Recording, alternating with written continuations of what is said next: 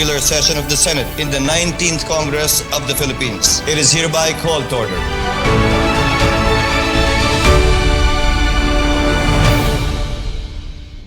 The Senate adjourned plenary sessions but not without delivering on its promise of passing laws that ease the daily burden of Filipinos.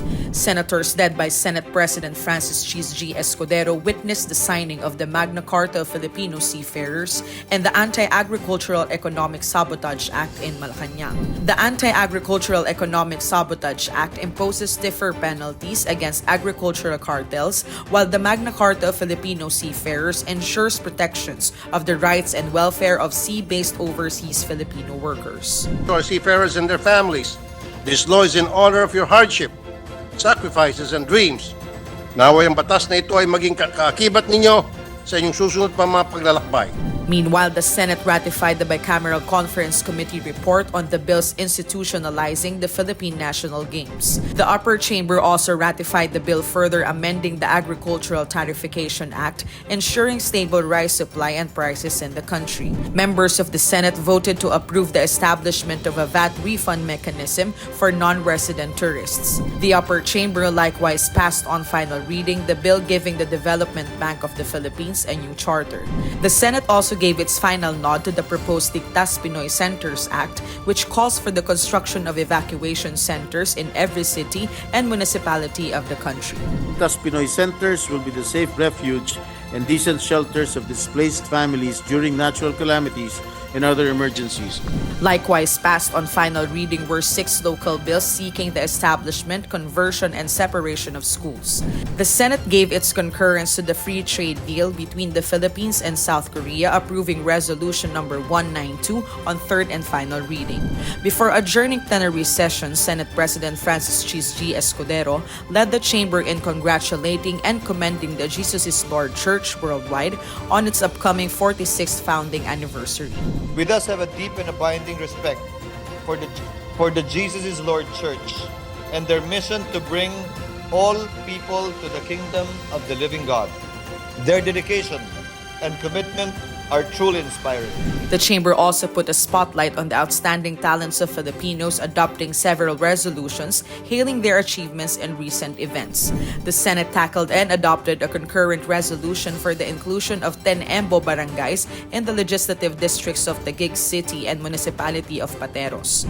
Senator Cynthia Villar sponsored the bill promoting tree planting as a civic responsibility among Filipino youth. Senator Amy Marcos pushed for the bill seeking to strengthen and extend the corporate life of the National Housing Authority, while Senator Mark Villar called for an extended term for the Power Sector Assets and Liabilities Management or SOLM Corporation.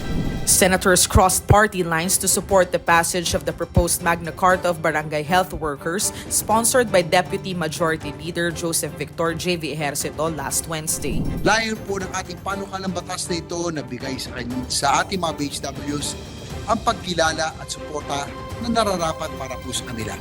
The Committee on Women, Children, Family Relations, and Gender Equality dug deeper into personalities behind raided offshore gaming hubs during the continuation of its probe this week. Dismissed Mayor Alice Guo agreed to divulge information about Philippine offshore gaming operators in an executive session, while the panel freed her sister, Sheila Guo, from the Senate's custody. The Games and Amusement Subcommittee also resumed its inquiry into the integrity and trustworthiness of the Philippine Charity Sweepstakes Office's Lotto games. Meanwhile, Minority Leader Aquilino Coco Pimentel III led the Committee on Justice and Human Rights in discussing bills seeking to strengthen and modernize the Bureau of Immigration.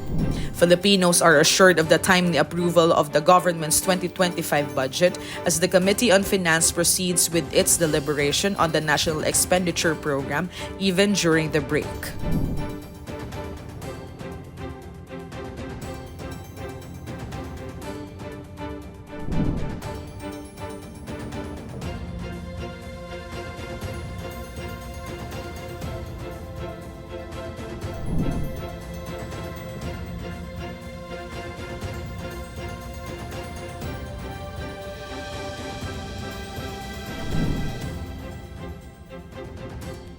Senate leaders headed by Senate President Francis Chiz Escudero met with President Ferdinand Bongbong Marcos Jr. and their House counterparts in Malacanang to discuss priority measures during the 6th Legislative Executive Development Advisory Council meeting.